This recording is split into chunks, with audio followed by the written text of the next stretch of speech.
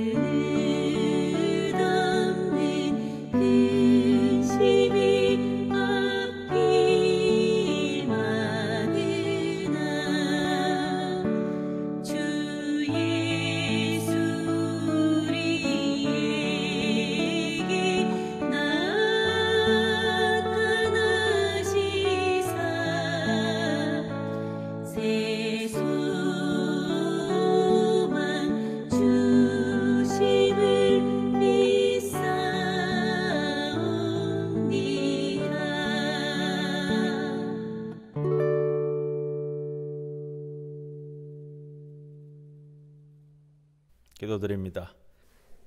주님, 우리로 하여금 생각의 근육을 키워나가도록 이끄시옵소서. 내 의견을 남에게 관철시키기보다 나와 다름을 인정하게 하시며 말하기보다 듣기를 먼저 하게 하옵소서. 비판적인 시각과 부정적인 생각을 버리고 따뜻한 시선과 넉넉한 마음을 갖게 하여 주옵소서. 스쳐가는 사이도 귀하게 여기며 순간의 만남도 소중하게 간직하고 낯선 사람을 진정으로 환영하고 낯익은 사람은 존중하게 그렇게 만들어 주옵소서. 설사 불행이 찾아온다 하여도 곧 집으로 돌아갈 사람처럼 맞이하게 하옵소서. 친구들 만나기를 좋아하고 새로운 사람 만나는 것을 두려워하지 않도록 우리 삶을 이끄시옵소서. 누구의 말이나 귀 기울일 줄 알고 지켜야 할 비밀은 끝까지 지켜나가는 주님의 사람이 되게 하옵소서. 오늘도 주님의 말씀을 사모하며 이 자리에 나와왔습니다. 함께 무릎 꿇고 주님의 말씀을 받듭니다. 우리에게 주시고자 하시는 말씀, 우리의 심령에 굳게 세워지도록 인도하옵소서. 예수님의 이름으로 기도드리옵나이다. 아멘. 찬송가 170장 함께 찬송드립니다.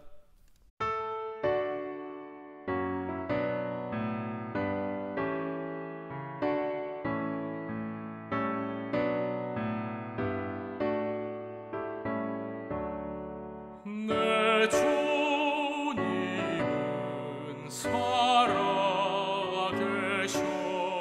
날 지켜주시니 그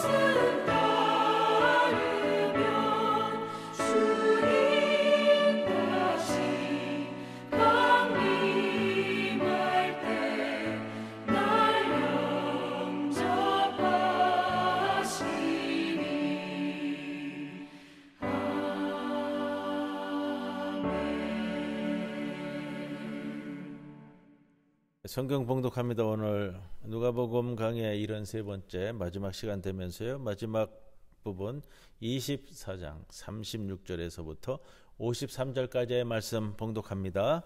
이 말을 할 때에 예수께서 친히 그들 가운데 서서 이르시되 너희에게 평강이 있을지어다 하시니 그들이 놀라고 무서워하여 그 보는 것을 영으로 생각하는지라. 예수께서 이르시되 어찌하여 두려워하며 어찌하여 마음에 의심이 일어나느냐. 내 손과 발을 보고 나인 줄 알라. 또 나를 만져보라. 영은 살과 뼈가 없으되 너희 보는 바와 같이 나는 있느니라. 이 말씀을 하시고 손과 발을 보이시나 그들이 너무 기쁨으로 아직도 믿지 못하고 놀랍게 여길 때에 이르시되 여기 무슨 먹을 것이 있느냐 하시니 이에 구운 생선 한 토막을 드리니 받으사 그 앞에서 잡수시더라. 또 이르시되 내가 너희와 함께 있을 때에 너희에게 말한 바 곧 모세의 율법과 선지자의 글과 시편에 나를 가리켜 기록된 모든 것이 이루어져야 하리라 한 말이 이것이라 하시고 이에 그들의 마음을 열어 성경을 깨닫게 하시고 또 이르시되 이같이 그리스도가 고난을 받고 제3일에 죽은 자 가운데서 살아날 것과 또 그의 이름으로 죄 사함을 받게 하는 회개가 예루살렘에서 시작하여 모든 족속에게 전파될 것이 기록되었으니 너희는 이 모든 일의 증인이라. 볼지어다 내가 내 아버지께서 약속하신 것을 너희에게 보내리니 너희는 위로부터 능력으로 입혀질 때까지 이 성에 머물라 하시니라. 예수께서 그들을 데리시고 베다니 앞까지 나가사 손을 들어 그들에게 축복하시더니 축복하실 때에 그들을 떠나 하늘로 올려지시니 그들이 그에게 경배하고 큰 기쁨으로 예루살렘에 돌아가 늘 성전에서 하나님을 찬송하니라. 아멘. 드디어 오늘 이제 누가복음서가 마쳐지게 됩니다. 73번째 시간 1년 반 동안 달려왔습니다. 저도 그렇고요. 또 함께 동참하신 우리 성도 여러분들 기쁨으로 오늘 마지막 시간을 맞습니다. 마지막 이야기는 세 장면으로 구성되고 있죠. 처음 두 곳은 예루살렘에서, 50절 이하의 마지막 부분은 이제 베다니에서 이제 벌어지고 있는 사건인데, 첫 부분에서 예수님은 자신이 죽음에서 진짜로 부활했음을 알려줍니다. 두 번째는 구약 성서에서 예수님의 운명을 어떻게 보았는지 설명합니다. 이게 44절 이하의 말씀이고요. 마지막 장면에서 예수님은 하늘로, 제자들은 예루살렘으로. 이게 누가복음의 마지막입니다. 누가복음서 기자와 사도행전 기자를 동일 인물로 우리는 이야기합니다. 자, 그렇기 때문에 누가복음서가 끝나면서 뒤이어 사도행전이 이어진다, 이렇게 봐도 아주 좋은 표현이 됩니다. 예수의 역사는 그래서 복음서에서 맞춰지지만 그 제자들의 역사와 교회의 역사로 이어진다. 이거를 우리에게 보여줍니다. 예수님이 승천하신 후에 이 땅에 교회가 세워지게 된다라는 것을 보여주고요. 52절에 우리가 기억할 것은 그 부분입니다. 제가 다시 봉독하는데 그들이 그에게 경배하고 큰 기쁨으로 예루살렘에 돌아가. 기쁨으로 맞춰지는 겁니다. 기쁨으로 맞춰지는 것은 누가에게 있어서 굉장히 중요한 모티브가 되는 것 같아요. 그래서 누가는 원래 이 누가복음과 사도행전을 하나로 엮으려고 했는데 분리되었지만 이 기쁨으로 맞춰지는 누가복음, 그리고 더 큰 기쁨으로 이어지는 사도행전, 우리가 이렇게 볼 수 있습니다. 자, 오늘 첫 부분이 36절에서 46절까지는 부활한 예수님이 나타난 이야기입니다. 제자들에게 다시 나타나셨는데 갑자기 나타납니다. 근데 제자들은 놀라고 두려워합니다. 그러나 기뻐했다라고 하고 있고요. 자, 그런데 예수님은 그런 모습을 보고 제자들에게 왜 의심하고 놀라느냐며 좀 섭섭한 말씀을 하십니다. 그리고 예수님은 너희들이 놀라지만 틀림없이 나라고, 틀림없이 나다 확인해 줍니다. 그리고 마지막 말을 남기는데 순서가 요한복음 20장에 나오는 말씀과 좀 비슷합니다. 자, 앞에 나온 지난주에 우리가 나누었던 그 엠마오로 가는 제자들의 만남 이야기에서 31절에 보면 예수님이 제자들 가운데서 갑자기 사라지셨습니다. 그런데 오늘 본문 36절에서는 또 갑자기 나타나는 것으로 기록을 하고 있습니다. 부활하신 예수님, 지상의 존재처럼 움직이는 것은 아니다. 아마도 천상의 존재처럼 움직이는 것이 아닐까, 그렇게 이동하는 것은 아닐까 생각해 보고요. 천사들이 목자들에게 갑자기 나타나는 것, 그런 모습과 비슷하지 않을까 생각을 해봅니다. 부활하신 예수님이 제자들에게 처음 건넨 말씀은 무엇일까? 평화의 인사입니다. 평강의 말씀이고요. 죽음을 이긴 분이 평화를 빕니다. 죽음의 반대말은 부활인데 부활은 곧 평화다. 죽음의 반대말은 곧 평화이면서 생명이다. 살아있는 것 자체가 평화다라는 겁니다. 죽음은 우리가 이제 폭력에 의해서 죽는 거고요. 자, 부활은 평화에 의해서, 그리고 평화에 의해서 부활이 이루어지는 것이다. 이렇게 말씀을 드립니다. 생명과 평화를 같이 써도 좋고 같이 묶어도 좋고, 생명은 곧 평화이고 평화가 곧 생명이다. 우리가 기억해야 될 말씀입니다. 죽은 이에게 평화의 안식을 빌기도 하지만 살아있는 것이 진짜 평화가 아니냐. 그리고 사람이 사는 것이 곧 하나님의 영광입니다. 부활하신 예수를 다른 사람으로 잘못 볼 수도 있습니다. 오늘 그래서 제자들이 좀 놀라워했을 겁니다. 요한복음서에서도 마리아는 부활하신 예수님을 동산지기인 줄 알았습니다. 그리고 물 위를 걷는 예수님을 보고 제자들은 유령이라고 소리쳤습니다. 제자들은 영적인 존재를 봤다고 생각했을까요? 영적인 존재에는 몸과 뼈가 없다고 오늘 본문에도 나오지만 민수기에도 그렇게 생각하고 그렇게 여겨졌습니다. 38절에서 어찌하여 두려워하며 어찌하여 마음에 의심이 일어나느냐. 조금 의역을 하면 또 이런 표현이 될 것 같아요. 왜 그렇게 안절부절 못하고 의심을 품느냐. 예수님이 좀 이렇게 혼내면서 말씀하시는 것으로 들립니다. 같은 방식으로 말하는 것이 앞에도 나왔습니다. 눈부신 옷을 입은 두 사람이 빈 무덤을 찾은 여자들에게 말했을 때 누가복음 24장 5절에 어찌하여 살아계신 분을 죽은 자 가운데서 찾고 있느냐. 이 말씀도 조금 혼내는 뜻으로 다가옵니다.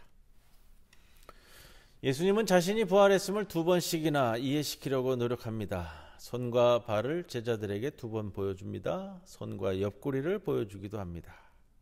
몸 없이 뼈 없이가 아니라 예수님이 유령이라는 제자들의 첫 반응도 이를 통해 바뀌어 갑니다. 41절 43절에서는 먹는 것이 좀 있느냐, 먹는 것을 찾음으로써 예수님의 부활이 가짜나 속임수가 아니라 진짜인 것을 보여주려고 애쓰고 계십니다. 사도행전 10장 41절은 그분이 죽었다가 다시 살아나신 뒤에 우리는 그분과 함께 먹기도 하고 마시기도 하였다라는 증언을 토해내고 있습니다. 그래서 42절에 구운 생선이 등장을 하죠. 고대 저녁 식사에 빵과 포도주뿐만이 아니라 생선과 꿀이 나오기도 했다고 합니다. 부활, 몸 없이 부활이 없습니다. 주후 1세기경에 이 몸의 부활이라는 주제가 등장을 했습니다. 누가는 여기에 비추어 부활을 아예 부정하거나 또 영혼의 부활만 강조하는 그런 흐름과는 맞서고 있음을 성서 본문을 통해서 알 수 있는데, 개인의 몸과 개인의 존재가 살아난다는 겁니다. 영적인 몸이라는 단어는 죽기 전에 개인에 연결되고 부활한 몸의 새로움도 강조할 수 있었습니다. 43절에서 예수는 제자들이 보는 앞에서 음식을 먹습니다. 예수님이 제자들을 부활의 증인으로 삼은 겁니다. 그래서 부활의 예수님이 우리와 함께 먹고 마셨다라는 실제적인 증언을 사도행전 10장에서 제자들이 하고 있죠. 누가복음서 기자는 제자들이 예수님의 행동에 어떻게 반응했는지까지 서술하고 있지는 않습니다. 오늘 본문에. 그러면서 우리가 기억할 말씀은 45절에서 예수님은 성경을 깨닫게 하려고 제자들의 마음을 열어주었다. 여러분, 성서 공부는 여행과 비슷합니다. 그리고 성서 공부의 가이드를 받는 것은 여행 가이드의 인도를 받는 것과 비슷합니다. 여행이 결국 그 여행을 마치면 자신에게 돌아오듯이 성서 공부도 자기 자신에게 돌아옵니다. 마음을 열면 성서가 보입니다. 성서를 보면 마음이 열립니다. 마음을 여는 만큼 성서가 보이고 성서를 보는 만큼 마음이 열립니다. 성서를 보면 예수도 보이고 가난한 사람도 보이고 나 자신도 보입니다. 내 자신을 아는 것만큼 예수가 보이고 예수를 보는 만큼 내 자신도 보입니다. 가난한 자를 위한 복음이라고 하는 누가복음서, 가난한 사람을 보는 만큼 예수도 보이고 예수를 보는 만큼 가난한 사람도 보입니다. 가난한 사람을 보는 만큼 자신도 보이고 자신을 보는 만큼 가난한 사람도 보입니다. 모든 것이 아름답게 이어지고 이 세상 어떤 존재도 서로 무관한 것이 없습니다. 누가는 부활의 증인 문제를 주제로 삼아 예수님의 운명을 요약하고 있습니다. 여기 45절에서 예수가 제자들의 마음을 열어주어 제자들은 이 모든 것을 비로소 깨닫습니다. 45절에서 예수는 마치 우리에게 성서를 강연하는 것과 같습니다. 제가 다시 한번 봉독해 드릴까요? 45절 말씀. 이에 그들의 마음을 열어 성경을 깨닫게 하시고 또 이르시되 이같이 그리스도가 고난을 받고 제3일에 죽은 자 가운데서 살아날 것과 또 그의 이름으로 죄 사함을 받게 하는 회개가 예루살렘에서 시작하여 모든 족속에게 전파될 것이 기록되었으니 너희는 이 모든 일의 증인이라. 예수님은 두 가지를 분명히 말합니다. 먼저 성서를 깨달아야 한다. 성서를 공부하지 않으면 예수를 알 수 없다. 이런 말이 될 것입니다. 지금까지 제자들이 예수를 알아보지 못한 것은 성서를 제대로 공부하지 않았기 때문이라고 정확히 말씀하고 계십니다. 47절에 또 그의 이름으로 죄사함을 받게 하는 회개와 용서는 이스라엘 백성에 대한 또 세례 요한의 주제이기도 하였습니다. 그리고 우리 예수님은 자신의 스승인 세례 요한을 넘어 모든 민족에게 회개와 용서를 선포합니다. 48절에서 제자들은 예수에게서 처음으로 오늘 이 증인이라는 호칭을 받습니다. 증인이 되어야 한다는 요구뿐만이 아니라 증인이 된다는 그 임명장을 예수님에게서 받은 겁니다. 누가복음을 따르는 예수님의 증언은 두 가지 조건을 채워야 합니다. 부활한 예수를 직접 보고 또 예수님으로부터 뽑혀야 합니다.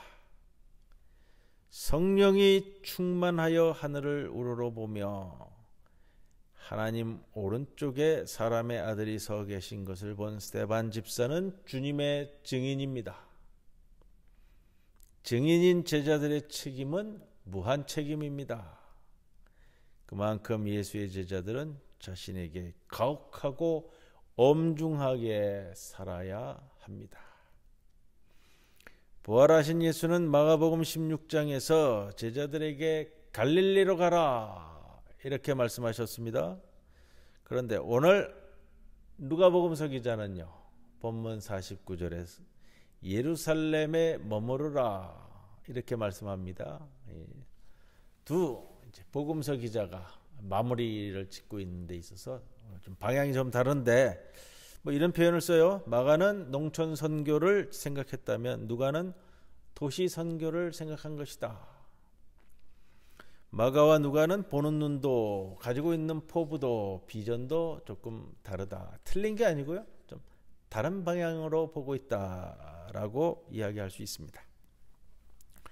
누가복음 오늘 본문 말씀에서 예수님이 마지막에 승천한 장소로 베다니까지 나온 것은 사도행전 1장에서 이어질 때에 올리브산, 감람산으로 밝혀지는 것과 연결되어집니다. 그리고 이 베단이라는 동네가 올리브산을 끼고 있었다라는 것을 우리는 알고요. 자, 50절에 예수께서 그들을 데리고 베다니 앞까지 나가사 손을 들어 그들에게 축복하셨다. 축복하셨다. 신약성경 전체의 축복이라는 단어가 12번 정도 쓰이는데 이 누가복음에서만 9번이 쓰입니다. 그만큼 중요하게 누가복음서 기자는 사용을 하고 있고요. 손을 드는 동작은 축복의 몸짓입니다. 자, 작별 인사에 또 이 축복이 포함되는 겁니다. 우리가 조금 더 눈에 보고서 생각할 것은 이겁니다. 52절에 그들이 그에게 경배하고 큰 기쁨으로 예루살렘에 돌아가 늘 성전에서 하나님을 찬송하니라. 마지막 구절이에요. 늘 성전에서 하나님을 찬송하니라. 이게 이제 마지막 구절인데 제자들이 마지막 구절을 이 성전과 연결되어지는 것은 굉장히 의미 깊은 표현입니다. 그리스도교와 유대교가 아직 분리되지도 않았고요. 구분되어지지도 않았던 때입니다. 그리스도교 역사는 유대교 역사와 맥을 같이 한다라고 말씀을 드립니다. 뗄래야 뗄 수 없는 관계고요. 자, 어떤 복음서 저자도 신약 성서의 다른 부분에서도 예수의 승천을 말하지 않는데 누가복음 저자인 이 누가와 사도행전에는 예수님의 승천에 대한 기사가 2번 반복이 됩니다. 오늘 본문 50절 이하와 사도행전 1장에서 예수님의 승천에 대해서 기록을 하고 있습니다. 두 곳이 사실 같은 사건을 보도하고 있는데 왜 그랬을까? 라는 것을 생각해 보면 이런 겁니다.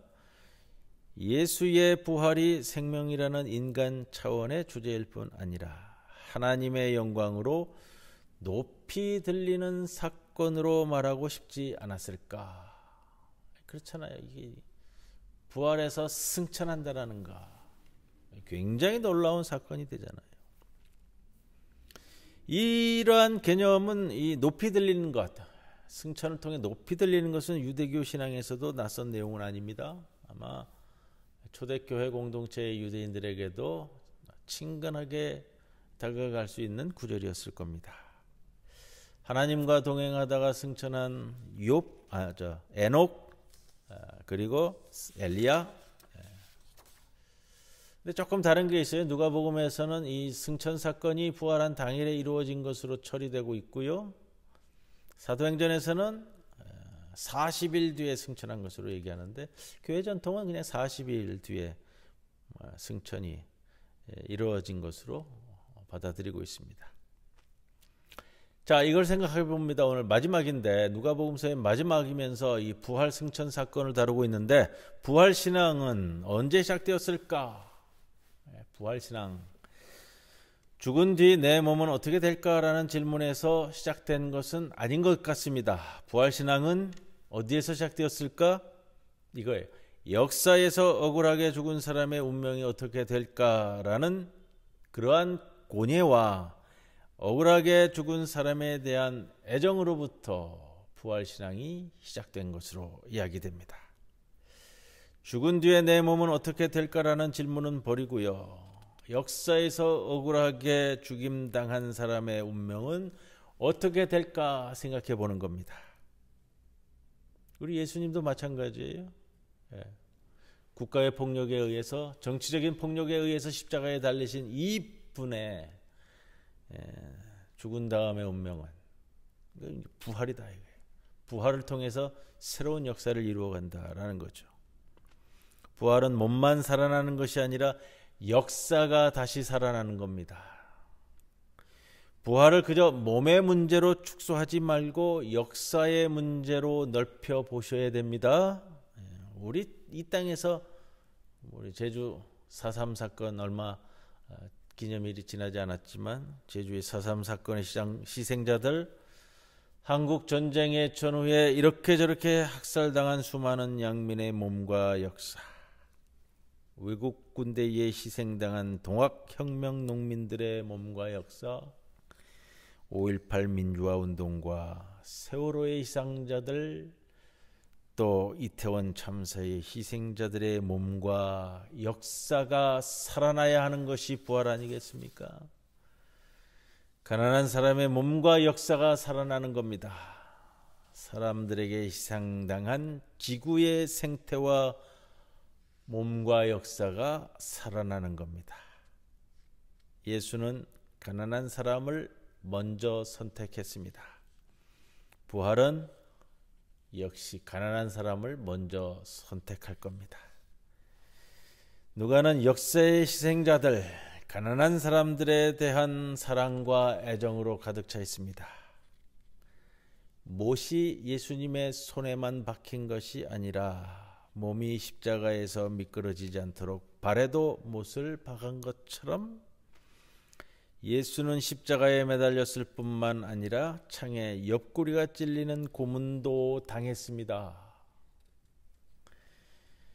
부활한 예수는 십자가에 매달렸다는 역사를 생생하게 증언합니다.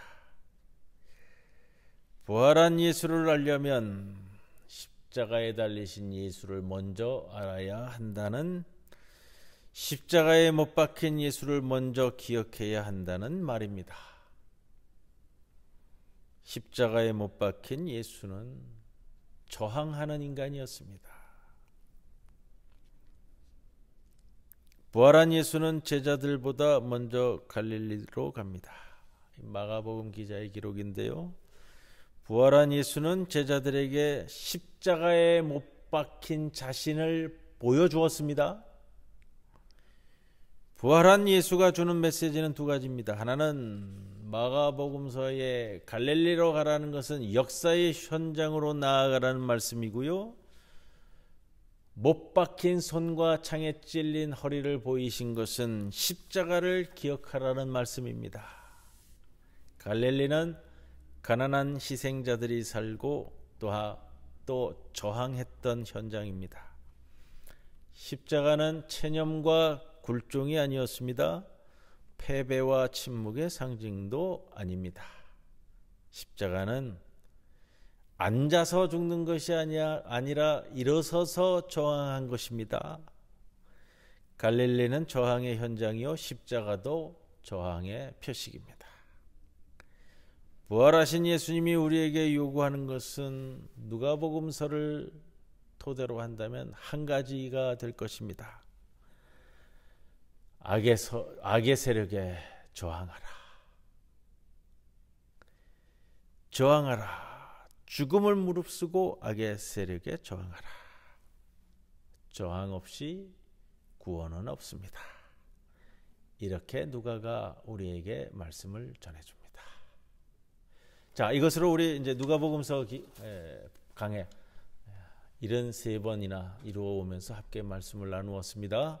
이 말씀이 또 복음서를 이해하는데 또 우리의 삶의 신앙을 이어가는데 귀한 도움의 말씀이 되기를 주님의 이름으로 간절히 축원을 드립니다. 다음 주부터는 미리 광고 드린 것처럼요, 욥기의 말씀을 함께 또 걸어가 보도록 하겠습니다. 뭐 그렇게 수월하지는 않을 것 같아요. 저도 준비하는 과정에서 많은 고민이 생기고요, 많은 이제 성찰이 이루어지는데 또 그만큼 여러분과 욥기의 말씀을 나눌 때에 아주 깊고 깊은 성찰의 시간이 될 줄로 믿습니다. 다음 주 수요일부터는 욥기의 말씀으로 여러분들과 함께 하겠습니다. 자, 우리 이제 찬송가 171장 함께 찬송 부르도록 하겠습니다.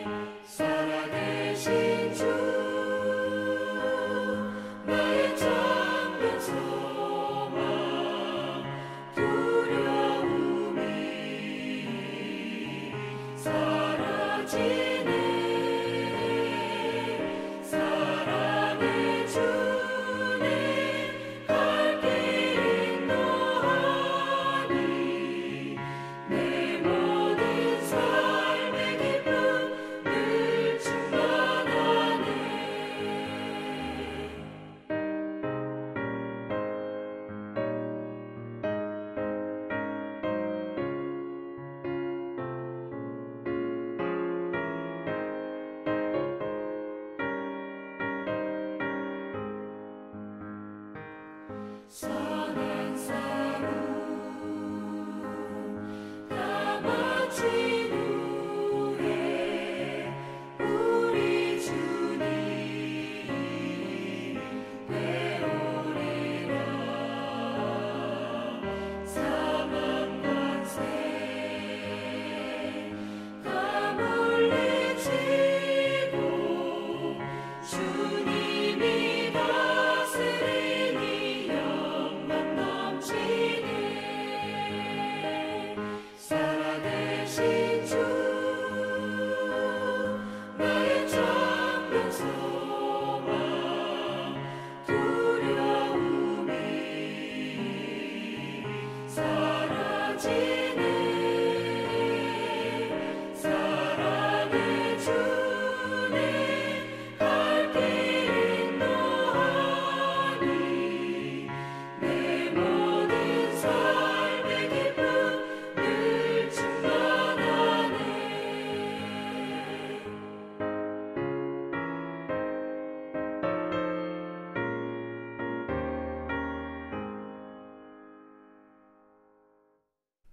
주님 가르쳐 주신 기도문으로 함께 기도드립니다.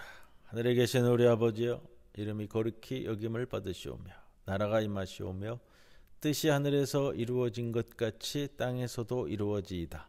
오늘 우리에게 일용할 양식을 주시옵고 우리가 우리에게 죄 지은 자를 사하여 준 것 같이 우리 죄를 사하여 주시옵고 우리를 시험에 들게 하지 마시옵고 다만 악에서 구하시옵소서. 나라와 권세와 영광이 아버지께 영원히 있사옵나이다. 아멘.